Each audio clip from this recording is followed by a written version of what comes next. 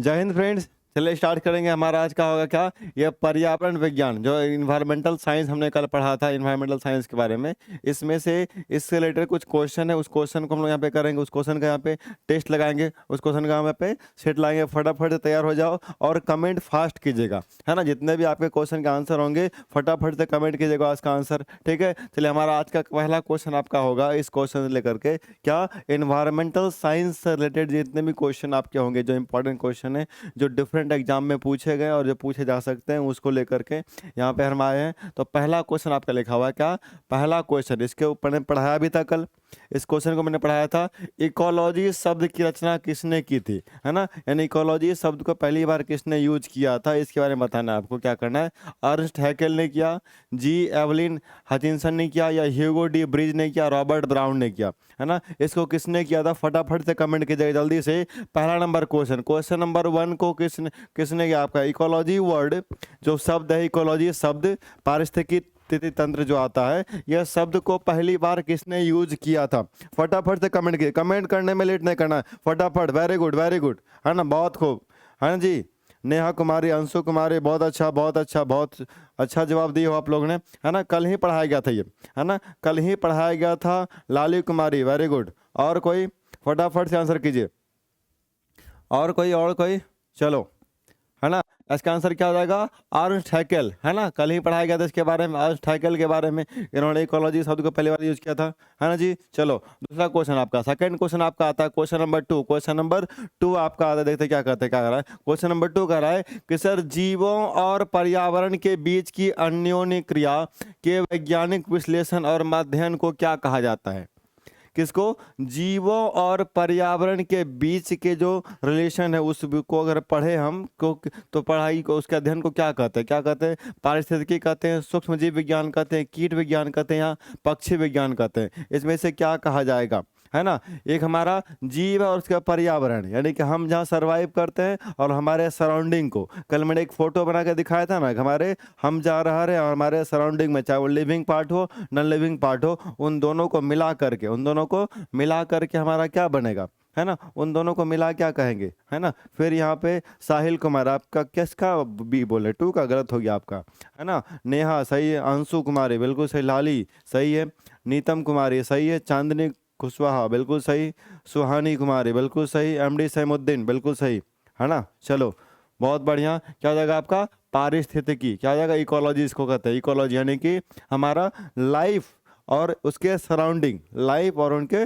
Surrounding को क्या करते हैं, उसके बीच का रिलेशन जो पढ़ते हैं, क्या करते हैं, हम उसको इकोलॉजी कहते हैं। अगला पार्ट क्वेश्चन क्या कर रहा है क्वेश्चन नंबर 3, क्वेश्चन नंबर 3 क्या कर रहा है, आसपास के वातावरण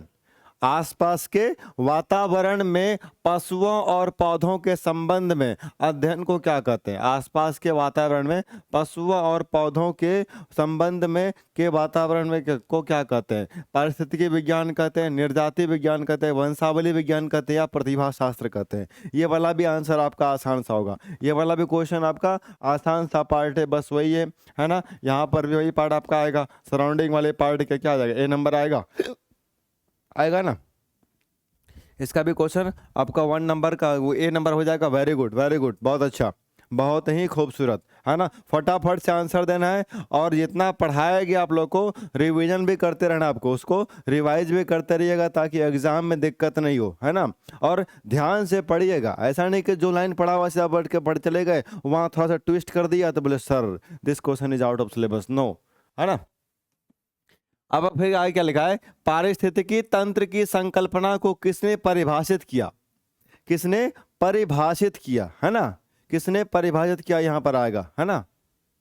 हाँ जी, सब साइंस सबके लिए, साइंस ये आपका सबके लिए, सब एग्जाम के लिए, है ना। सब एग्जाम को के पॉइंट ऑफ व्यू को लेकर के हम पढ़ा रहे हैं इसको, है ना। पारिस्थितिकी तंत्र की संकल्पना को किसने परिभाषित किया, आर्थर टांसले ने, एवलिन हचिंसन ने, रेमंड लिंडेमन ने, या चार्ल्स एल्टन ने। इसमें से किसने किया था, 4 नंबर का, है ना। कि पारिस्थितिकी तंत्र की संकल्पना को किसने परिभाषित किया, है ना, किसने परिभाषित किया, तो आपका क्या जाएगा जी, क्या लिखे हो, 4 का A number, MD Samuddin, A Yadav Raja, A very good A, है ना। अंकिता सिंह, ए को लॉक किया जाए, चलो अच्छी बात है, चलिए चाबी आपकी अच्छी है ना। यहाँ पे आएगा कौन लिखा, डी जी मंचन कुमार, गड़बड़ हो गया है ना। 4 का ए नंबर, 4 का ए नंबर आपका हो जाएगा, ठीक है। चलो अगला क्वेश्चन आपका आता है। अगला question, question number 5, question number 5, question number 5 को देखो क्या कर रहा है। 5 नंबर क्वेश्चन क्या कर रहा है, निम्नलिखित में से कौन सा एक पारितंत्र यानी कि इकोसिस्टम शब्द का सर्वोत्कृष्ट वर्णन है। यानी कि इकोसिस्टम के बारे में इसमें सबसे बेहतरीन किसने बताया, बेहतरीन पॉइंट कौन सा है, कौन सा पॉइंट आपका है। पहला पॉइंट क्या करते हैं, एक दूसरे से अन्योन्य क्रिया करने वाले जीवों का समुदाय। इस समुदाय से बिलोंग नहीं करता भाई। किसी भौगोलिक क्षेत्र के वनस्पति जाति और प्रजाति प्राणी जात, है ना। ऐसा थोड़ी पूरा टोटल जितना नॉन लिविंग लिविंग सब पढ़ा जाएगा ना। जीवों का समुदाय और वह पर्यावरण जिसमें वे रहते हैं। हाँ जी, यह वाली पार्ट बात सही बोला कि जहाँ वो रह रहा है वो सारा पार्ट उसमें बिल्कुल उसमें रिलेटेड होगा। क्वेश्चन नंबर क्या होगा, सी नंबर, है ना। 5 का क्या हो जाएगा, सी नंबर। 5 का सी नंबर यहाँ पे आंसर निकल गया, 5 का सी नंबर, है ना। ये वाली पार्ट द्वारा क्या है, पृथ्वी का वह भाग जो सजीव जीवन द्वारा आवासित हो तो वो क्या कहलाता है, बायोस्फीयर ना, है ना। क्योंकि हमको लिथोस्फीयर, एटमॉस्फेयर और क्या होता है जी, हाइड्रोस्फीयर, उन तीनों को मिला करके बनाते हैं क्या, बायोस्फीयर। तो बायोस्फीयर हमको चाहिए होता है, तो बायोस्फीयर की यहाँ कोई बात ही नहीं चल रही है, यहाँ तो इकोसिस्टम की बात चलाया जा रहा है, ठीक है ना। चलो अगला क्वेश्चन है, क्वेश्चन नंबर 6 कह रहा है इकोसिस्टम के संबंध में निम्नलिखित में से क्या सत्य है। क्वेश्चन नंबर 6 कह रहा है क्या सत्य है, वो पूछ रहा है। प्राथमिक उपभोक्ता उत्पादकों से संख्या में अधिक होता है। प्राथमिक उपभोक्ता आपको कल पढ़ाया था प्रोड्यूसर और कंज्यूमर के बारे में। प्रोड्यूसर कौन होता है, प्लांट होता है। कंज्यूमर कौन होगा, बाद प्लांट के अलावा बाद बाकी जितने भी सब क्या है, कंज्यूमर है। सबके सब क्या है, कंज्यूमर हमारे होंगे, ठीक है। क्वेश्चन नंबर आपका 6 नंबर क्या कर रहा है, प्राथमिक उपभोक्ता उत्पादकों से संख्या में अधिक होता है। दूसरा, उत्पादक प्राथमिक उपभोक्ता से अधिक होता है या उत्पादक प्राथमिक उपभोक्ता से अधिक होता है। उपभोक्ता से अधिक होगा, यहाँ क्या, प्राथमिक उपभोक्ता, उपभोक्ता उत्पादक से थोड़ी हो जाएगा, जंगल से थोड़े हम लोग ज्यादा होंगे, नहीं ना होंगे, है ना, कम ही होंगे, है ना। यहाँ क्या करा, उत्पादक प्राथमिक उपभोक्ता से अधिक होगा। हाँ, ये वाला पार्ट यहाँ पे सही कह रहा है। और डी नंबर चला गया द्वितीयक उत्पादक में, द्वितीयक का तो कोई बात ही नहीं चल रहा है यहाँ पे। क्या होगा, सी नंबर हो जाएगा, क्या हो जाएगा, सी नंबर आपका हो जाएगा, ठीक है। चलो यहाँ तक क्लियर हो गई। क्वेश्चन नंबर 7, अगर क्वेश्चन को ध्यान से पढ़ोगे तो आंसर मिलेगा, है ना। ध्यान से पढ़ने का आंसर आपको मिल जाएगी। पारिस्थितिकी तंत्र के 2 घटक होते हैं, है ना। 2 घटक होते हैं, कौन कौन से हैं, घटक कौन से हैं, खरपतवार और सूक्ष्म जीव, पौधे और जीव, पौधे और प्रकाश, जैविक और अजैविक। क्वेश्चन नंबर 7 का ये वाला क्वेश्चन सबका आंसर होना चाहिए, सबका क्वेश्चन आंसर सही होना चाहिए, है ना। कितना क्वेश्चन है, 50। आज का ये भाव का 50 क्वेश्चन का सेट होगा। ये वाला क्वेश्चन 7 नंबर क्वेश्चन सबका सही होना चाहिए, है ना, सबका सही होना चाहिए। एक भी सही नहीं हुआ तो समझ लीजिए कि भाई आपको और पढ़ना पड़ेगा और मेहनत करना पड़ेगा, है ना। कोई भी आंसर गलत नहीं देगा, कल मैंने पढ़ाया था इसको, है ना। वाह शमीउद्दीन जी, गड़बड़ हो गया, क्या कर रहे हैं, पढ़ नहीं रहे हैं। क्वेश्चन क्या कर रहा है, क्वेश्चन ध्यान से पढ़ो भाई, मेरे भाई ध्यान से पढ़ो, बोल क्या रहा है ना। एग्जाम से डर क्यों लग रहा है, डर क्यों लगेगा भाई, बिंदास होके जाके देना है एग्जाम, शांति से एकदम मस्त होकर के। क्या रहा है आंसर जी, वेरी गुड, डी नंबर, है ना, डी नंबर पे आंसर जा रहा है, वेरी गुड वेरी गुड, बहुत जो। अगला क्वेश्चन, फ्लोरा एंड फौना का अर्थ क्या होता है। फ्लोरा फौना, इसे मैंने पहले जब पढ़ाया था आपको साइंस में, वहां बताया था फ्लोरा फौना का मतलब क्या होता है। फ्लोरा एंड फौना, फ्लोरा एक वर्ड है फ्लोरा, है ना। फ्लोरा, फ्लोरा का मतलब होता है फ्लावरिंग, है ना, फ्लावर, फ्लावर से रिलेटेड है। क्या होगा, फ्लावर किस में होता है भाई, पेड़ पौधे में ना। एंड फौना क्या होगा, जीव जंतु, है ना। तो ये आपका क्या होगा, है ना, पक्षी और पशु नहीं, मानव और पशु ये भी नहीं, पर्वत और नदियां ये भी नहीं, पौधे और पशु, यही ना हमारा आएगा जी, 8 का आएगा, आएगा ना 8 का डी नंबर। यस और नो, सुहानी कुमारी 8 का ए, पक्षी और पशु, हेलो, लोटिया डुबा दिया। यहाँ साफ साफ दिख रहा है, फ्लोरा फ्लावर किस में होता है, पौधों में होता है ना, पौधों में होता है, क्या होता है, पौधों में, ठीक है। और दूसरा फौना मतलब क्या होता है, जीव, यानी कि जीवों में आएगा। तो पौधे और जीव, पौधे और जीव यानी जीव क्या लिखा है, पशु लिखा है वहाँ पे, आंसर में क्या हो जाएगा, डी नंबर हो जाएगा, क्या हो जाएगा, डी नंबर हो जाएगा, 8 का डी नंबर होगा, है ना। 8 का डी नंबर, आंसर गलत नहीं देने का, है ना। सारे आंसर फटाफट से सही दो, सही आंसर करोगे, सही आंसर करोगे, है ना। ध्यान से पढ़िए, आंसर दीजिए, सही आंसर दीजिए, है ना, लुटिया मत डुबाइए, है ना। ध्यान से पढ़िएगा, आंसर सबके सब सही आएंगे, ठीक है ना। सब बत्तीसी दिखाना शुरू कर देता है। चलो इधर देखो, है ना, बत्तीसी मत दिखाओ। क्वेश्चन नंबर 9, है ना। चलिए क्या है, निम्नलिखित में से कौन कृत्रिम पारिस्थितिकी तंत्र है। कृत्रिम, है ना, आर्टिफिशियल। आर्टिफिशियल इकोसिस्टम के बारे में कौन कहता है। धान का खेत, वन, घास का मैदान, झील। क्वेश्चन नंबर 9, क्वेश्चन नंबर 9, धान का खेत है, वन है, घास का मैदान है, झील है। कृत्रिम पारिस्थितिकी तंत्र इसमें से कौन सा है। कृत्रिम पारिस्थितिकी तंत्र में कौन सा है, क्वेश्चन नंबर 9 का। क्वेश्चन नंबर 9 फटाफट से आंसर किया जाए जल्दी से, है ना। Speed speed speed. इससे पहले वाला जो यूट्यूब वाला क्लास होने वाला था, इससे पहले का आप क्वेश्चन करेंगे सर क्यों नहीं लिए, मैं बता दूं वो क्वेश्चन हो गया है, बस डाउन क्या रिकॉर्डेड किया गया, क्योंकि नेटवर्क नहीं काम कर रहा था, इसलिए मैंने रिकॉर्ड कर दिया है, वो रिकॉर्ड आप लोग को मिल जाएगा, है ना। Very good. 9 का कौन जी, नीतम कुमारी। चलिए आपका सही है। एम एस काव्या प्रजापति, बिल्कुल सही जवाब। मिलन कुमारी, बिल्कुल सही। सुमन कुमार यादव, बिल्कुल सही, है ना। और बाकी सब गड़बड़ हो गया, है ना। क्या हो जाएगा, ए नंबर, धान का खेत। धान का खेत आपका इसमें से कृत्रिम आपका पार्ट आपका आएगा, ठीक है। अगला पार्ट, अगला क्वेश्चन आता है क्वेश्चन नंबर 10 में। क्वेश्चन नंबर 10 में, क्वेश्चन नंबर 10 क्या लिखा है जी, खाद्य श्रृंखला है। क्वेश्चन नंबर 10 क्या आपका, खाद्य श्रृंखला। खाद्य श्रृंखला के बारे में बात कर रहा है। खाद्य श्रृंखला स्वपोषित जीवों के बीच संबंध, या फिर दो जीवों के बीच आनुवांशिक पदार्थ का विनिमय, या फिर एक जीव से दूसरे जीव का खाद्य, है ना, का हस्तांतरण। वही ना कहता है खाद्य श्रृंखला, फूड चेन। फूड चेन को क्या दिखाते हैं, एक से दूसरे में किस तरह से वो ट्रांसफर हो रहा है, क्या फूड सिस्टम आ रहा है ना। फूड सिस्टम यानी कि पहले ग्रास को कौन खाएगा, फिर ग्रास को खाने वाला को दूसरा, फिर उसको खाने वाला कोई और, फिर उसका खाने वाला कोई और, उसके आगे आगे कंटिन्यू इस तरह से चलता रहता है। क्या हमारा क्या आता है, आंसर नंबर सी आपका आ जाएगा, है ना। 10 का सी, 10 का सी नंबर होगा। अगला क्वेश्चन आता है जी, क्वेश्चन नंबर आ रहा है, कहाँ गया 11, जल्दी आओ। हाँ आ गया। क्या लिखा है, फूड चेन में मानव है। मानव कौन से पार्ट में आता है फूड चेन में। फूड चेन में मानव किस जगह पे बिलोंग कर, किस जगह पे बैठाए कि फूड चेन पे वो सेट बैठ जाएगा, है ना, कि भाई तू इधर बैठ जा। क्या एक निर्माता के तौर पे, प्रोड्यूसर के तौर में, केवल प्राथमिक उपभोक्ता है वो, केवल द्वितीय को भोगता है, प्राथमिक तथा द्वितीय को भोगता है। आप क्लास 10th में ही पढ़े होंगे, क्लास 10th में आपका इस चैप्टर को ही पढ़ाया गया आपको, है ना। इस चैप्टर के बारे में बताया, बायोलॉजी पढ़ाया गया होगा आपको, है ना। फटाफट बता दो क्वेश्चन नंबर 11 को, क्वेश्चन नंबर 11 का, है ना। एक निर्माता होगा, प्राथमिक उपभोक्ता होगा, सेकेंडरी होगा, प्राइमरी सेकेंडरी दोनों होगा। कौन सा पार्ट आपका होगा, मैथ का क्लास कल होगा, है ना, चिंता मत कीजिए उसकी। गोरेलाल कुमार, है ना। ये क्लास किसका है, साइंस का है ना, और साइंस का है तो सभी के लिए भाई, डोंट फियर। 11 का सी नंबर, केवल द्वितीयक उपभोक्ता। डी नंबर दोनों, बी नंबर है प्राथमिक। लगा दो ये भी सीट खाली, ये को छोड़ के, सर प्रोड्यूसर नहीं है ना, प्रोड्यूसर नहीं है, बाद बाकी प्राइमरी भी है, सेकेंडरी भी है। हाँ जी दोनों है, क्या है, प्राइमरी भी है और सेकेंडरी भी है ना, दोनों के दोनों है। सिर्फ प्राइमरी और सेकेंडरी पे आप नहीं मार सकते हो, इसमें दोनों पार्ट आपका आएगा, दोनों पार्ट आपका आएगा। वेरी गुड वेरी गुड, बहुत ही खूबसूरत, है ना। चांदनी खुशबा नंबर के साथ आंसर दीजिए, है ना। और प्रजापति जी आप भी, शुभम कुमार, सबके सब नंबर के साथ आंसर दो। ABCD करके वो सब क्या लिखते हो, किसका ABCD है पता नहीं चलता इसको, है ना। हाँ जी शुभम कुमार, वेरी गुड, 4 में से 1, है ना, वेरी गुड।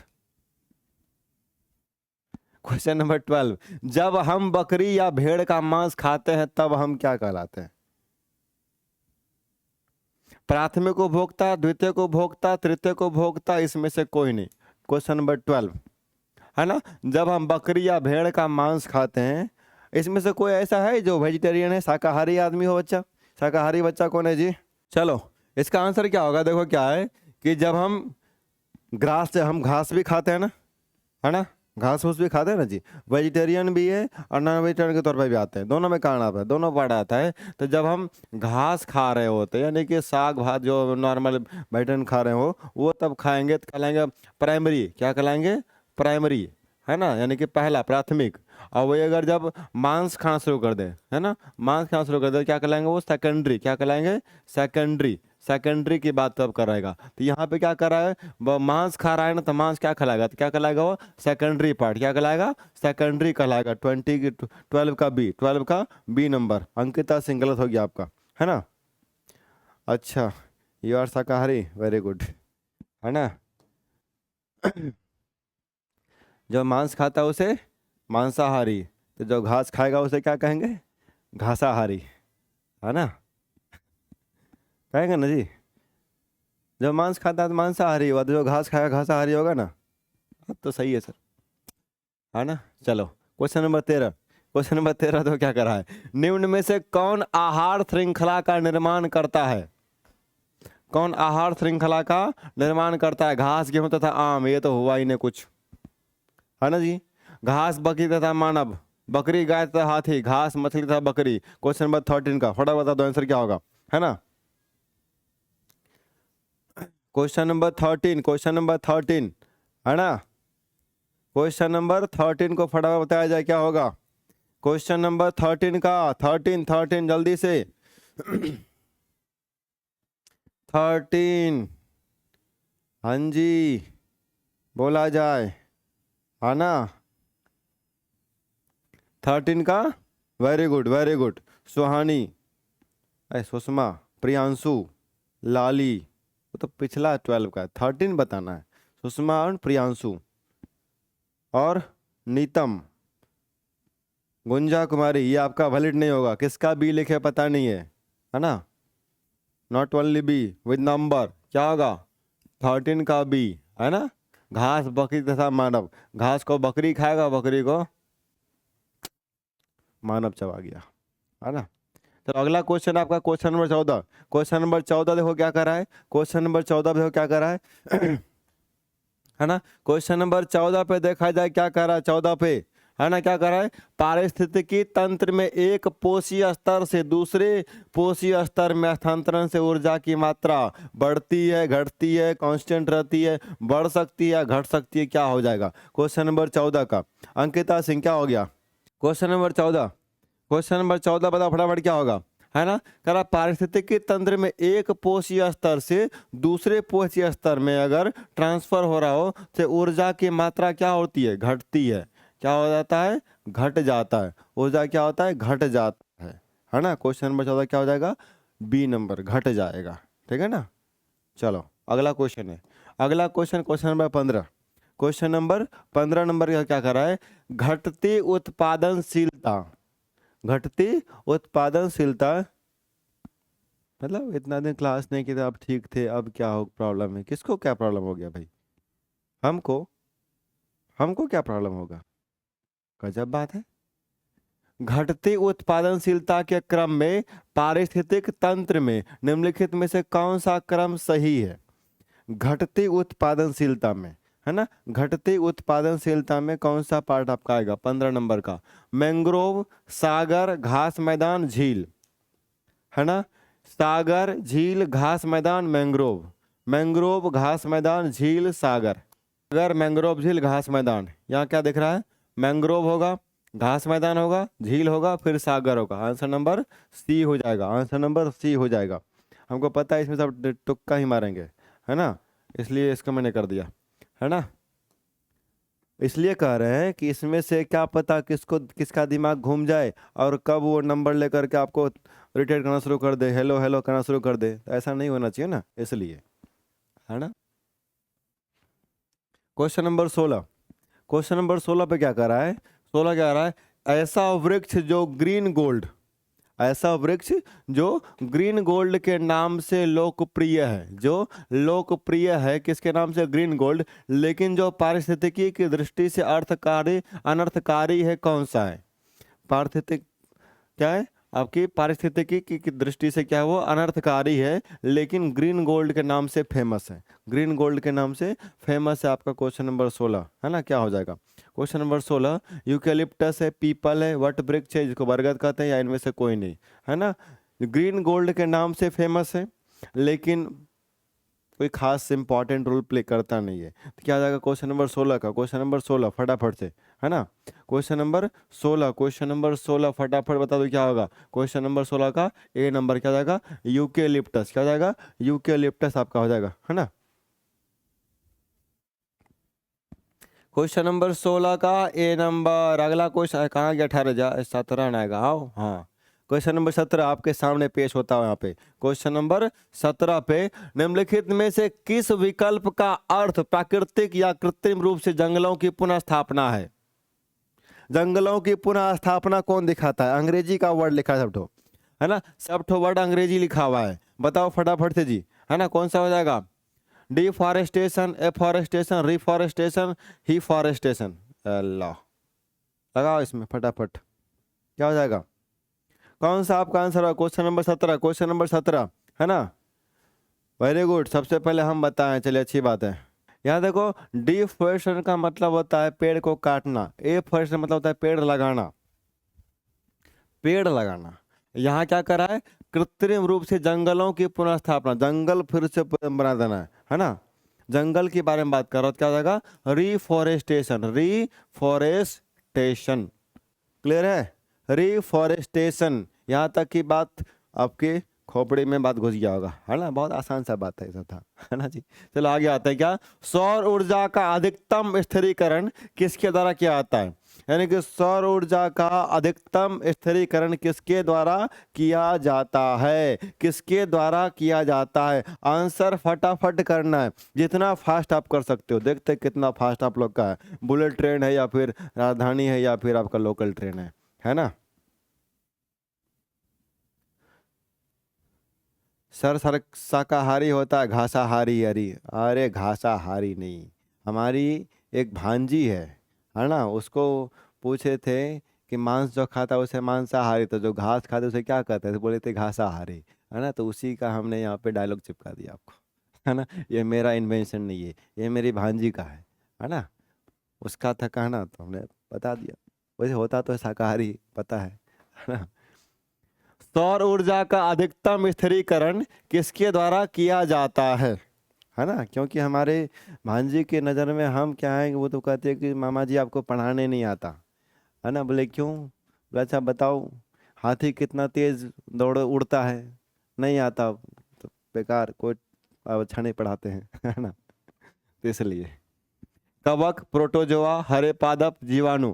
क्वेश्चन नंबर 18, है ना।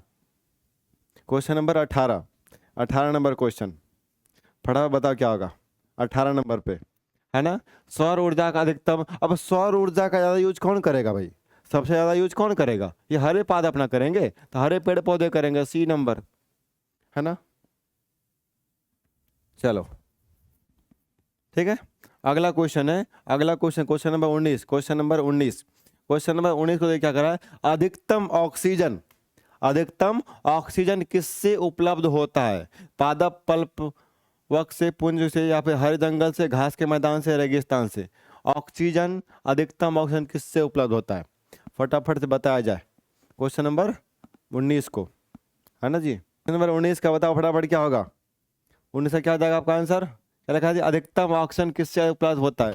किसी ने आंसर तक नहीं दिया, अच्छा दिया A B C D, B number, है ना, हरे जंगल, लो यहाँ पे आंसर नंबर ए हो जाएगा, है ना। गड़बड़ हो गया आपका, गड़बड़ हो गया ना, चलो कोई बात नहीं।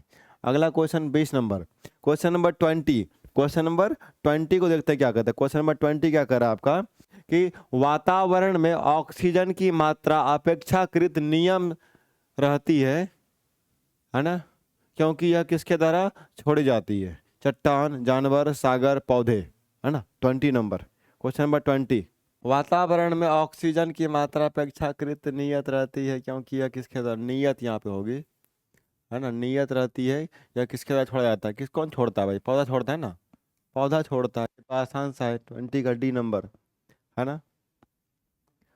21, 21 नंबर, ये रहा आपका 21 नंबर, कह रहा है क्या, निम्नलिखित में से कौन सा कथन सही है, चेक करो कौन सा कथन सही है ना, कौन सा कथन सही है यह बताना, इस पे बनेगा।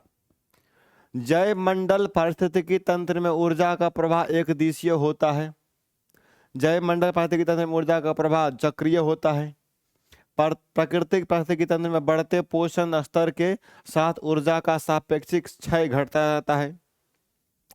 ग्राम प्रगामी बढ़ते पोषण स्तर के साथ प्रजातियां सुलभ ऊर्जा का उपभोग करने में कम दक्ष होती है ना। इसमें से क्वेश्चन नंबर 21 का क्या हो जाएगा? क्वेश्चन नंबर 21 को फटाफट से आंसर करना, जल्दी से आंसर कीजिए 21 का। क्वेश्चन नंबर 21 के लिए साइड हो जाते हैं हम, है ना, साइड हो गए। क्या निम्नलिखित में कौन सा कथन सही है? तो कौन सा कथन सही है? तो क्या कह रहा है, जय मंडलीय पारिस्थितिकी तंत्र में ऊर्जा का प्रवाह एक दिशीय होता है। हाँ जी, ये यूनि डायरेक्शन होता है, यूनि डायरेक्शनल, है ना, एक डायरेक्शन चलता है वो।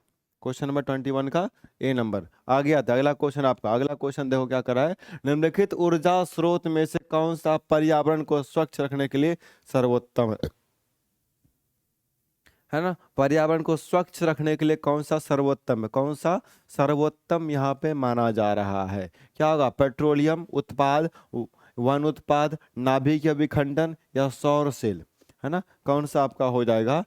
सौर ऊर्जा को, निम्नलिखित ऊर्जा स्रोतों में से कौन सा पर्यावरण को स्वच्छ रखने के लिए सर्वोत्तम है ना। बताया जाए क्या होगा क्वेश्चन नंबर 22 का। क्वेश्चन नंबर 22 ये तो आसान सा है, ये तो आसान सा होगा भाई, फटाफट से बता दो आप क्या हो जाएगा answer. Answer answer answer answer, अरे अभी तक आंसर ही नहीं आया है ना। 22 का क्या हो जाएगा?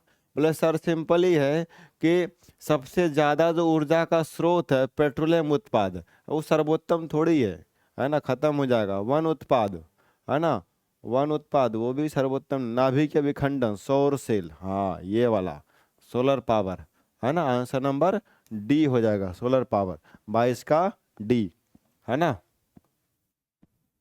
अगला क्वेश्चन है, रेड डाटा बुक का प्रकाशन किसके द्वारा किया जाता है?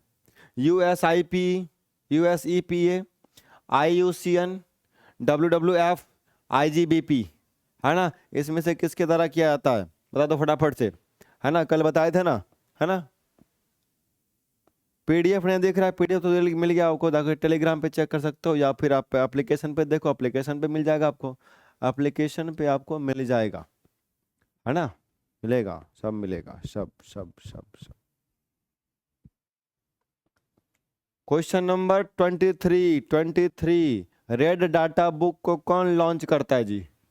है ना, ये रेड डाटा बुक जो है इसको प्रकाशन कौन करता है? इसका प्रकाशन कौन करता है 23 का, है ना, कौन करता है? फटाफट से बताया जाए। 23 का ए नंबर, यूएसईपीए, सुहानी कुमारी, तो इसको फुल फॉर्म बता दीजिएगा, है ना।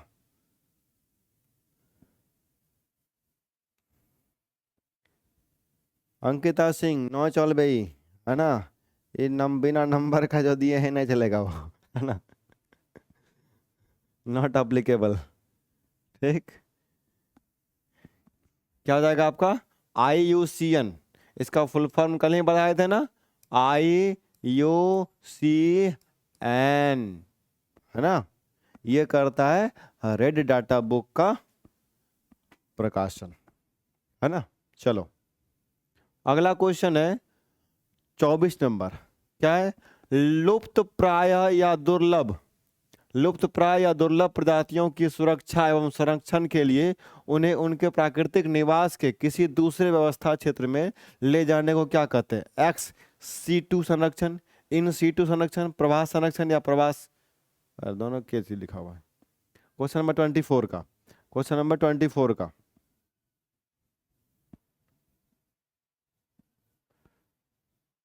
क्या है? लुप्त प्राय, यानी कि जो लुप्त होने वाला हो उसको, है ना, लुप्त होने वाला है उसको लेकर क्या कह रहा है कि प्रजातियों की सुरक्षा एवं संरक्षण के लिए उनके प्राकृतिक निवास के किसी दूसरे व्यवस्था क्षेत्र में ले जाने को क्या कहते हैं? यानी कि अभी जहाँ रह रहा है उसको वहां से बाहर निकाला, कहीं और लेके चला गया, तो वहां से उसको बाहर निकाला, क्या है, एग्जिट किया वहां से, तो वहां से बाहर निकाल क्या करते हैं उसको XC2 कहेंगे, है ना, XC2। ठीक, अगली बात, question number 25, question number 25, question number 25, है ना। कल पढ़ाए थे उसका PDF आपको एप्लीकेशन पे मिलेगा, उसका टेलीग्राम पे भी मिल जाएगा, टेलीग्राम पे कुछ समय बाद मिलेगा पीडीएफ, और लेकिन यहाँ पे एप्लीकेशन पे मिल जाएगा आपको अभी। निम्नलिखित में से क्या भारत में बाघों की आबादी के लिए खतरा नहीं है? बाघों की आबादी के लिए क्या खतरा नहीं है ना, ये बताना है। क्वेश्चन नंबर 25, प्राकृतिक वास का विखंडन, मवेशियों की चराई, वन्य जीवन गलियारों का संयोजन, उपलब्ध शिकार में कमी। 25 है ना, 25 का क्या हो जाएगा? 25 निम्नलिखित में से क्या भारत में बाघों की आबादी के लिए खतरा नहीं है? मतलब क्या करेंगे जो उसको खतरा नहीं होगा, क्या करेंगे जो उसका खतरा नहीं होगा, इसकी बात क्या होगी, इसके ऊपर क्या हो जाएगा, कौन सा पार्ट आपका हो जाएगा, है ना। प्राकृतिक वास का विखंडन करेंगे तो स्वाहा हो जाएगा, मवेशियों की चराई ये भी खत्म कर देगा, वन्य जीव गलियारों का संयोजन, हाँ ये वाला बात तो जच गया, है ना। अच्छा बात बोलता, थोड़ा अच्छा बात बोलता है तो मजा आता है ना। ठीक है, अगला क्वेश्चन 26 नंबर, क्वेश्चन नंबर 26, जय मंडल आरक्षित क्षेत्र का सबसे सही विवरण है। जय मंडल आरक्षित क्षेत्र का सबसे सही विवरण है ना। जय मंडल फटाफट से आंसर करना है ना। 40 क्वेश्चन से पहले भी कोई बातचीत नहीं चलेगा, है ना। 40 है, चलो 35 कर देते हैं, नहीं तो लोग तो पागल हो जाने लगते हैं बिना बात की। जय मंडल आरक्षित क्षेत्र का सबसे सही विवरण कौन सा है? सबसे सही विवरण आपका कौन सा आएगा? कह रहा है कि वनों की कटाई से प्रभावित स्थल, बायोगैस उत्पादक स्थल, सतत विकास के अध्ययन स्थल, या खनिजों की कमी वाले भंडार। जय मंडल आरक्षित क्षेत्र का सबसे सही विवरण क्या आपका? तो ये आपका है सतत विकास के अध्ययन का स्थल, है ना, ये वाला पार्ट, है ना। सस्टेनेबल डेवलपमेंट का कहता है, ठीक है। चलो अगला क्वेश्चन आपका आता है, बायोलॉजिकल हॉटस्पॉट की मुख्य विशेषता निम्नलिखित है ना। बायोलॉजिकल हॉटस्पॉट क्या है? ये मोबाइल का वाईफाई हॉटस्पॉट वाला नहीं है ना, तो आज हॉटस्पॉट ऑन कर देना अपना, गड़बड़ हो जाएगा तब। बायोलॉजिकल हॉटस्पॉट की मुख्य विशेषता निम्नलिखित में से कौन सा है ना। क्वेश्चन नंबर 27 क्या हो जाएगा? 27 फटाफट बता दो, क्या होगा, क्या होगा जी? स्थानीय फूलों के पौधों और उनसे जुड़े खतरे, वनस्पति और जीवों की विविधता, कुछ प्रजातियों की फिलहाल विलुप्तता की स्थिति, है ना। बायोलॉजिकल हॉटस्पॉट यानी कि कुछ ऐसा जगह पे आपको इंडिकेट करना है जो ऐसा दिखाता हो कि भाई वहाँ की जो प्रजातियां हैं, जो जीव जंतु है, वो क्या है, विलुप्त होने वाला है, खरा खत्म होने वाला है। उसको लेकर के क्या लिखा आपका है? लिखा हुआ कुछ प्रजातियों की फिलहाल विलुप्तता की स्थिति को बताता हुआ। आंसर नंबर सी, है ना। 27 का क्या हो जाएगा? सी नंबर हो जाएगा, 27 का सी नंबर हो जाएगा, है ना। चलो आगे बढ़ते हैं। अगला क्वेश्चन है, अगला क्वेश्चन स्वाहा यहाँ पे 28 हो रहा है, देखो 28 क्या कर रहा है। डैश प्रजातियां संकटग्रस्त प्रजातियां की आयुसीएन द्वारा किए गए वर्गीकरण में शामिल नहीं है। आयुसीएन द्वारा जो वर्गीकरण किया गया है, इसके द्वारा शामिल नहीं है कौन सी संकटग्रस्त प्रजातियां? लुप्त प्राय, हानिकारक, विलुप्त, अनुरक्षित। 28 है ना। बायोलॉजिकल हॉटस्पॉट बता तो दिए क्या होता है, बताए ना। यानी कुछ ऐसा जगह जहाँ पे कुछ जानवर क्या है, विलुप्त हो गए हैं फिलहाल, जैसे विलुप्त हो, खत्म हो गया, कुछ बचा हुआ है, या फिर बस जाने वाला है ना, इस तरह की बात है। ऑफलाइन पढ़ना चाहते हैं? ऑफलाइन, ऑफलाइन हम आपसे बहुत दूर रहते हैं। आप कहाँ, हम बहुत दूर। आप आएंगे पढ़ने के लिए? वाह, नॉट पॉसिबल। 28, 28, 28 देखो क्या लिखा है जी। 28 पे फटाफट से बताया जाए, है ना, लॉक किया जाए 28 का। कहाँ गया जी लॉक करने वाला सिस्टम, है ना। 28 फटाफट से करो। डैश प्रजातियां संकटग्रस्त प्रजातियों के आयुष्य द्वारा किए गए वर्गीकरण में शामिल नहीं है। अब लुप्त प्राय उसको तो करेगा, हानिकारक उसका भी करेगा, अनुरक्षित जो है उसको सुरक्षित करेगा, लेकिन लेकिन विलुप्त, हाँ वेरी गुड, इस बार ताला चाबी सही आंसर दिया है ना।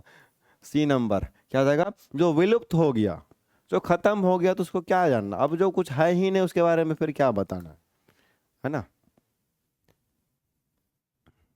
ठीक है। कौन से देश में रहते हैं हम? ये देखो 4x4 का देश में रहते हैं, है ना। इकोटोन पढ़ाया गया था कल इकोटोन के बारे में, बिल्कुल पढ़ाया गया था। इकोटोन का अर्थ क्या होता है, आंसर हम बताएंगे नहीं, है ना, आंसर हम बताएंगे नहीं। 29 को फटाफट बता देना है। 29 का इकोटोन, इकोटोन वो है जहां दो बायोमास मिलते हैं। यह एक कम अस्तित्व वाले प्रजाति का क्षेत्र है, सीमित वनस्पतियों और जीवों का वाला क्षेत्र है, उच्च बायोमास उत्पादन का क्षेत्र है। कौन सा होगा 29 नंबर? 29 नंबर फटाफट से आंसर कीजिए। इस पार्ट को इकोटोन को मैंने बताया था, इकोटोन मैंने बताया था, कौन सा पार्ट आपका होगा, है ना, क्या होगा 29 का? दीप्ति मिश्रा, नीतम कुमारी, है ना, चलो दीप्ति मिश्रा जी गड़बड़ा दिए काम। अले गुंजा कुमारी आंसर दीजिए ना, हो क्या क्या कर रहे हैं आप लोग, बतियाने लगते हैं बीच बीच में ना, है ना। ए नंबर बताया गया था ना, 2 पॉइंट के मिलने पर जो हमारा एक नया पॉइंट बनता है उसी को हमारा दो बायोमास, जहाँ दो बायोमास क्या होता है, मिलते हैं, है ना, मीटिंग करता है, वहीं पे मीटिंग पॉइंट को क्या कहेंगे, इकोटोन कहते हैं। ठीक है, अगला क्वेश्चन, अगला क्वेश्चन, बिहार, बिहार गोपालगंज बहुत दूर है भाई, छपरा में, ये भी बहुत दूर है। 30 नंबर, विश्व पर्यावरण दिवस, विश्व, शुभम कुमार क्या लिखे आप, है कुछ भी गलत बात नहीं, ओट पटांग चीने लिखने का, है ना। विश्व पर्यावरण दिवस किस दिन मनाया जाता है ना। विश्व पर्यावरण दिवस से याद आया, आज 21 जून है ना, आज कौन सा दिवस मनाया जाता है जी, फटाफट से कमेंट भी कर दिए तो। 21 जून को नहीं लिखा है ना, 21 जून को कौन सा दिवस मनाया जाता है, विश्व पर्यावरण दिवस कब मनाया जाएगा, है ना, विश्व पर्यावरण दिवस कब मनाया जाता है? 30 नंबर क्या हो जाएगा, वेरी गुड, 5 जून को। कब जून को? 5 जून को। ये 21 जून को क्या मनाया जाता है ना, 21 जून को, यानी कि आज कौन सा डे मनाया, सेलिब्रेट करते हैं। अगला क्वेश्चन 31, प्रथम विश्व युद्ध, प्रथम विश्व युद्ध, प्रथम विश्व पर्यावरण दिवस किस वर्ष मनाया जाता है? युद्ध नहीं है ना, ठीक है। क्वेश्चन नंबर 31, योग दिवस, very good very good, yoga दिवस। आज आप लोग योगा किए थे, है ना, कोई नहीं किया ना, मोदी जी की बात कोई नहीं सुना, मनाए थे आप लोग योगा, तो योगा अगर किए थे तो अच्छी बात है ना।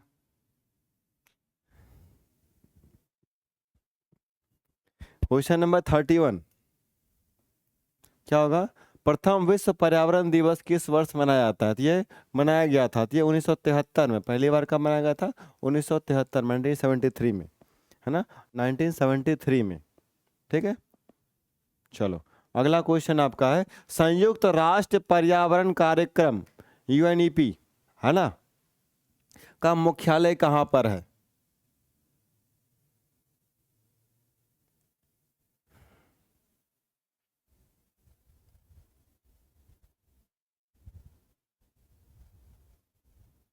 संयुक्त राष्ट्र पर्यावरण कार्यक्रम का मुख्यालय कहाँ है? The Hague, Nairobi, Washington DC, New York, है ना। 32, क्वेश्चन नंबर 32, 32 का, है ना, 32 बताइए क्या होगा।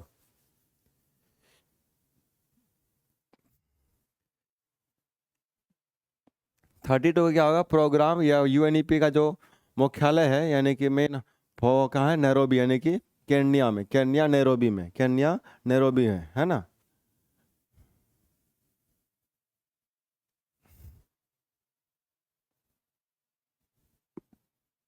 चलो अगला क्वेश्चन आपका 33 आते हैं, क्वेश्चन नंबर 33, क्वेश्चन नंबर 33 पे देखिए क्या कर रहा है, इस पे क्वेश्चन क्या कर रहा है, एनजीटी का पूरा नाम क्या है, एनजीटी का फुल फॉर्म क्या है आपका? 33 नंबर, क्वेश्चन नंबर 33 कि सर एनजीटी का फुल फॉर्म क्या है ना, एनजीटी का फुल फॉर्म क्या होगा, है ना।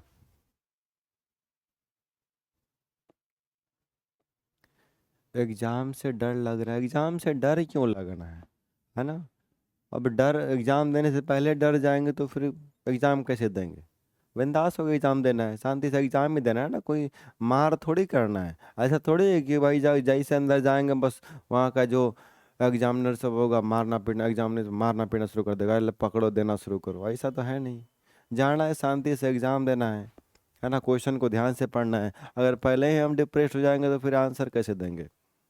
रिलैक्स मोड में जाना है, एग्ज़ाम दीजिए, कोई दिक्कत की बात नहीं है। एग्ज़ाम के रात अच्छे से सो लीजिएगा।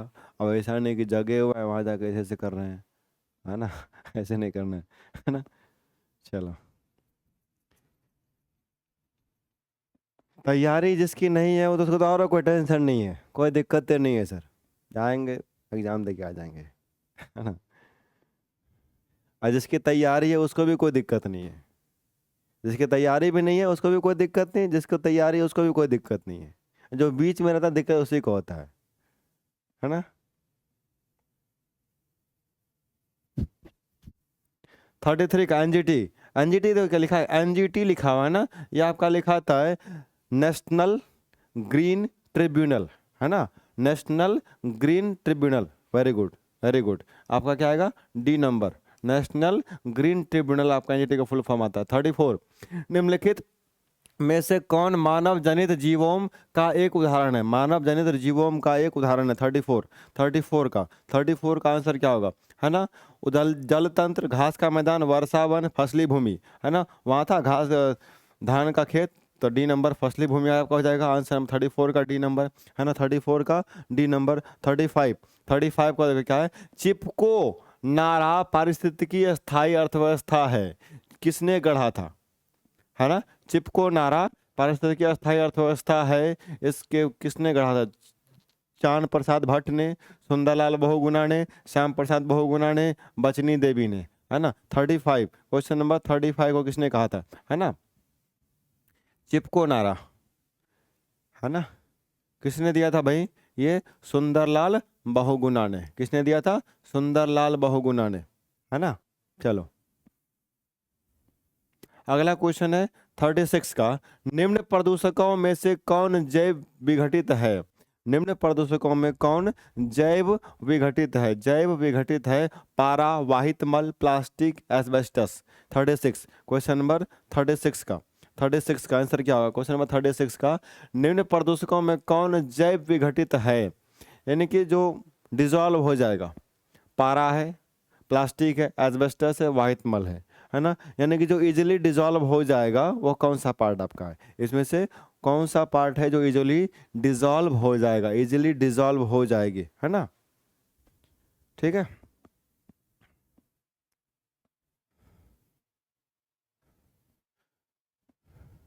ड्रीम सेवक आईएएस के नाम से जाके सर्च कीजिए ना, मिल जाएगा आपको टेलीग्राम पे, ड्रीम सेवक आईएएस। ठीक है, यहाँ क्या आ जाएगा जी, वाहित मल, है ना, ये होगा, इजीली डिजॉल्व हो जाएगा ये आसानी से।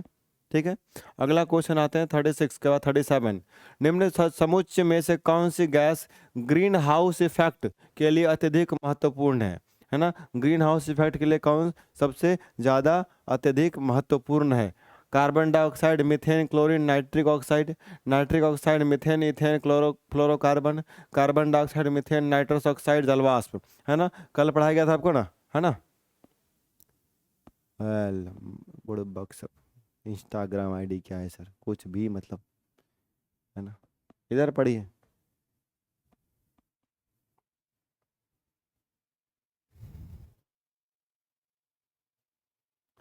डिजॉल्व मीन्स घुल जाएगा, जो आसानी से गल जाएगा, है ना, इसको डिग्रेड बोल सकते हो, डिग्रेड हो जाएगा, डिकम्पोज, हाँ डिकम्पोज बोल सकते हो, है ना, मैंने एक नॉर्मल सा वर्ड बोला था। यहाँ क्या आ जाएगा आंसर नंबर सी।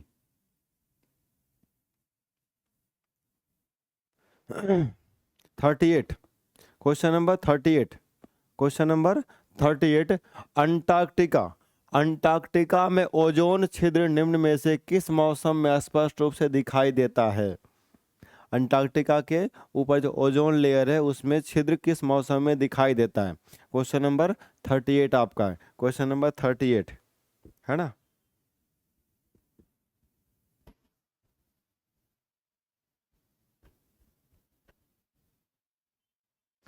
क्या हो जाएगा, भीषण गर्मी में, पतझड़ में, सर्दी में, वसंत में, जब गर्मी बढ़ेगा तभी ना दिखेगा ज्यादा ये सब्जी, ए नंबर। अगला क्वेश्चन है 39, क्वेश्चन नंबर 39 क्वेश्चन नंबर 39 है ना। क्या करा है, ओजोन परत के क्षरण के कारण क्या होता है? स्तन कैंसर, त्वचा कैंसर, फेफड़ों का कैंसर, रक्त कैंसर। खाली कैंसर है भाई, है ना, सोचिए। इसलिए इन्वायरमेंट को बचा लीजिए आप लोग, है ना, सब मिल करके, है ना। आज 21 जून है, योग दिवस है, इसी के नाम पे एक पेड़ लगा दो, है ना। आज सबके सब लगाइए, क्लास के बाद जाके एक पेड़ लगा दीजिएगा, है ना कहीं हमारा एक छोटा सा स्टेप भी एक बेहतर रिजल्ट को दे सकता है ना। तो पेड़ लगाना चाहिए ताकि ओजोन लेयर हमारा बचा हुआ रहे, है ना, मेंटेन रहेगा वो। क्वेश्चन नंबर 39 का बताओ क्या होगा? 39 का, है ना। ओजोन परत में अगर छेद होगा, गलत खराबी होगा, क्या होगा? त्वचा कैंसर होगा, उससे क्या हो जाएगा? त्वचा कैंसर आपका हो जाएगा, है ना। हाँ जी, रिकॉर्डेड क्लास भी होती है, ये क्लास जो हम पढ़ा रहे हैं ये रिकॉर्डेड भी होगा, रिकॉर्डेड भी आपका होगा, ठीक है। अगला क्वेश्चन 40 कौन सी किरणें त्वचा को क्षति पहुंचाती है ना। कल पढ़ाए थे इसके बारे में, कुछ हम बताए थे, कौन सा रेज, है ना। और प्लांट जाके लगाना है, कोई भी प्लांट आप लगा सकते हो, जो आपका दिल करे, है ना। जिस प्लांट को आपको लगाने का मन करे उसको आप लगा दो, जो जो आपका स्पेशल डे होगा उस स्पेशल डे पे लगा दे, है ना। क्वेश्चन नंबर 40 का क्या लिखा है? कौन सी किरणें त्वचा को क्षति पहुंचाती है? तो क्या है? Ultraviolet rays, ultraviolet rays आपका ये आएगा, है ना, अल्ट्रा वायलेट रेज, ठीक है। क्वेश्चन नंबर अगला 41 ओजोन परत के ना होने पर वायुमंडल में कौन होता है ना। हाँ जी, वेरी गुड, चांदनी कुशवाहा, है ना।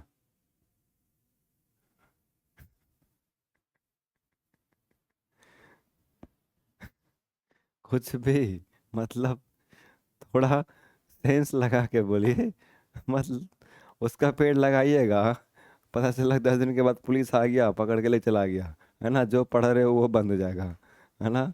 क्यों पढ़ाई बंद करना चाह रहे हैं अपना? 41 ओजोन परत के ना होने पर वायुमंडल में कौन होता है? 41, है ना। 41 बताओ 41 का क्या होगा जी, कौन होगा जी? बस अब सिंपल बात है, पराबैंगनी किरणें होगी, है ना, सी नंबर होगा, आंसर क्या हो जाएगा? सी नंबर हो जाएगा, ठीक है। अगला क्वेश्चन है 42, है ना।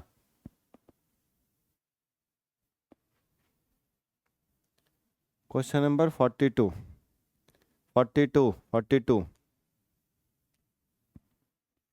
भूमंडलीय ताप वृद्धि में निम्नलिखित में से किसका कम प्रभाव होने की संभावना होती है? भूमंडलीय ताप वृद्धि होने में निम्नलिखित में से किसका कम प्रभाव होने की संभावना होती है? तूफानों का बार बार होना, कृषि के लिए उर्वर डेल्टा क्षेत्र का क्षय होना, वनस्पति में प्रकाश संश्लेषण की दर में कमी होना, ध्रुवीय हिम क्षेत्रों का सिकुड़ना, है ना। 42 इसमें से कौन सा पार्ट आपका होगा? क्वेश्चन नंबर 42 का, 42 का क्या हो जाएगा आंसर आपका, है ना। भूमंडलीय ताप वृद्धि में निम्नलिखित में से किसका कम प्रभाव होने की संभावना होती है? यानी कौन किसका किसमें कमी आएगा कि वह भूमंडलीय ताप में वृद्धि हो जाएगा, है ना। वेरी गुड, बहुत अच्छी बात है, किसी भी पेड़ लगाइए। क्वेश्चन नंबर 42 देखो तो क्या करा है 42 पे, है ना। 42 में क्या करा है आंसर जी बताओ, है ना। देखो यहाँ पे क्या होगा, वनस्पति में प्रकाश संश्लेषण की दर में कमी आएगी अगर, तो वह हमारा क्या डिफाइड करेगा? भूमंडलीय ताप को डिफाइड करेगा, आंसर नंबर सी। तो यहाँ पर लेकिन एक वर्ड देखो, आप लोगों ने अगर एसएसटी पढ़ा होगा तो एक वर्ड यहाँ पे लिखा है डेल्टा, है ना। आप लोग बता सकते हैं डेल्टा क्या होता है ना। आप लोग बता सकते हैं, फटाफट बताओ तो डेल्टा क्या होता है? डेल्टा, डेल्टा का मतलब क्या होता है ना। डेल्टा क्षेत्र क्या होता है कि अगर मान लो कि कोई भी रिवर होगी, है ना, और वो नदी अगर ऊपर से माउंटेन से होकर निकल रही है, यहाँ से निकल करके आएगा, अपने साथ पूरा गंद जितना भी मिट्टी उट्टी सब लेके आएगा वो, है ना, सब लेते हुए आएगा और उसको ला करके किसी एक जगह का जमा करने लगे, और जमा करते करते इतना जमा कर दिया भाई, अब पानी खुद वहां से पास नहीं कर पा रहा है, खुद वह पास नहीं कर पा रहा, तो क्या करता है यहाँ से अपना रास्ता थोड़ा बदल लेगा। तो ये जो जगह हो गया कि जो मिट्टी के द्वारा लाया गया, किसके द्वारा, उसी नदी के द्वारा लाया गया, जो मिट्टी को जगह जमा कर दिया जाया था, वो क्या कहलाता है, डेल्टा का, है ना, वो क्या कहलाता है, डेल्टा। इसी का एग्जाम्पल आपका सुंदरबन डेल्टा, जो कि वेस्ट बंगाल है ना, सुंदरबन डेल्टा, है ना, ठीक। इसके बारे में आप पढ़े होंगे, तो डेल्टा हमारा ये हो जाएगा, ठीक है ना। ये आपका एसएसटी का पेपर है, एसएसटी के लिए आपका, है ना। अभी फिलहाल साइंस पढ़ रहे हैं, जब एसएसटी का भी पढ़ाएंगे हम तो फिर वहाँ पे उसका क्लास बताया जाएगा, है ना। फिलहाल साइंस है। निम्नलिखित में से कौन सा ग्लोबल वार्मिंग से निपटने का उपाय नहीं होता, ग्लोबल वार्मिंग से निपटने का उपाय नहीं होता, है ना। कमेंट फटाफट करो जी। मैराथन क्लास होगा, रिप्लाई दिए, दो रिप्लाई दिए तो बताए, तो तबीयत मेरी ही ख़राब हो गई, जिस वजह से उसको रोक दिया, क्योंकि उसमें कंटिन्यू 4-5 घंटा पढ़ाना पड़ेगा ना, है ना। इसमें तो आपका लगभग 1.5-2 घंटा पढ़ाते हैं, हो जाता है। जीवाश्म ईंधन का कम उपयोग होना, खाना पकाने के लिए ईंधन के रूप में लकड़ी का उपयोग करना, या फिर सौर और पवन ऊर्जा का अधिक उपयोग होना, या वनीकरण करना, है ना। इसमें से कौन सा पार्ट आपका आंसर होगा, किसके, निम्नलिखित में से कौन सा ग्लोबल वार्मिंग से निपटने का उपाय नहीं होता है, ग्लोबल वार्मिंग से निपटने का उपाय नहीं होता है, नहीं होता है, बस यह बताना है। क्वेश्चन नंबर 43 का, क्वेश्चन नंबर 43 का, है ना, क्या हो जाएगा, खाना पकाने के लिए ईंधन के रूप में लकड़ी का उपयोग करना, है ना, आंसर नंबर बी, है ना। इससे ग्लोबल वार्मिंग नहीं होगा, चाहे आप कुछ भी करोगे, जीवाश्म ईंधन का कम उपयोग करोगे उससे हो जाएगा, सौर ऊर्जा और पवन ऊर्जा का अधिक उपयोग, है ना, या फिर वनीकरण, तब से आएगी। अगला नंबर 44, क्वेश्चन नंबर 44, है ना, 44 पे अब आते हैं। 44 क्या कर रहा है, निम्नलिखित में से क्या वायु प्रदूषण का कारण नहीं है, पोल्यूशन पढ़ाए थे ना, एयर पोल्यूशन, तो वायु प्रदूषण का कारण नहीं है, कृषि गतिविधियां, अम्लीय वर्षा, जीवाश्म ईंधन का जलना, खनन कार्य, है ना। 44, क्वेश्चन नंबर 44 बताओ क्या होगा।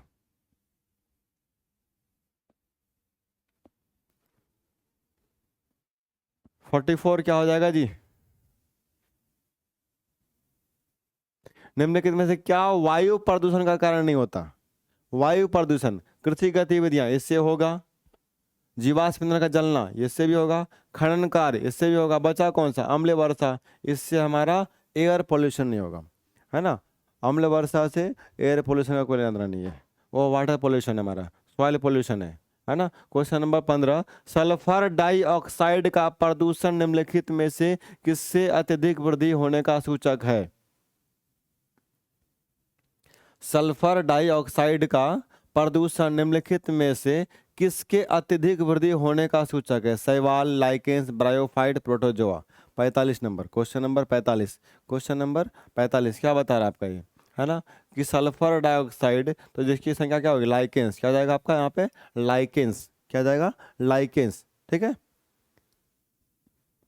अगला आते हैं, अगला question 46, question number 46, question number 46 का है, वायुमंडल में कार्बन डाइऑक्साइड के संचयीकरण को कम करने का एक उपाय वनोरोपण है, क्योंकि इससे क्या होता, पेड़ों से कार्बन सिंक बनती है, पेड़ श्वास लेते समय कार्बन डाइऑक्साइड सोख लेते हैं, पेड़ मनुष्य के लिए हितकारी उत्पाद प्रदान करने हेतु करते हैं, पेड़ ऑक्सीजन छोड़ते हैं,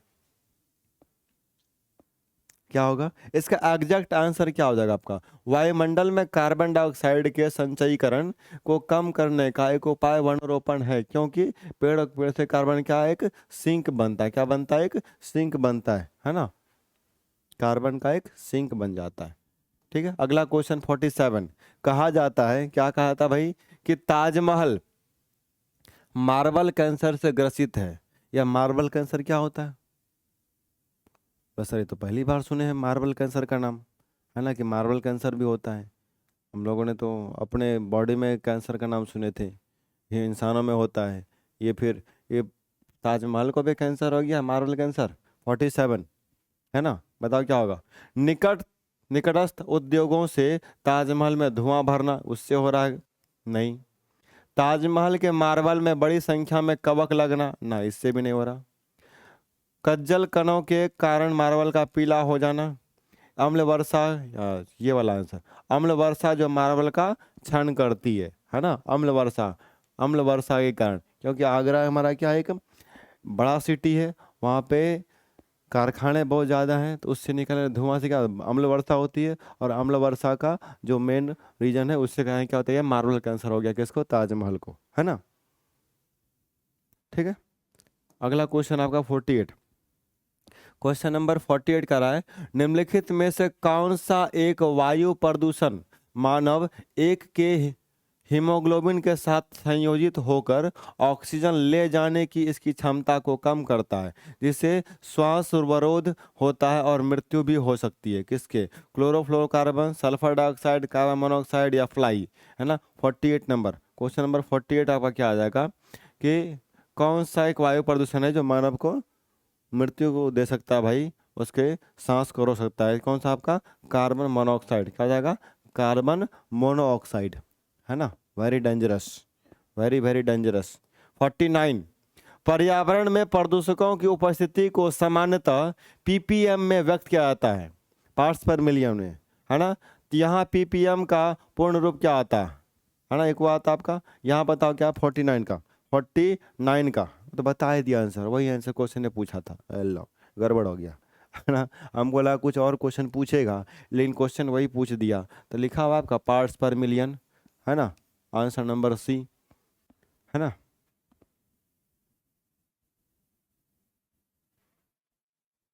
है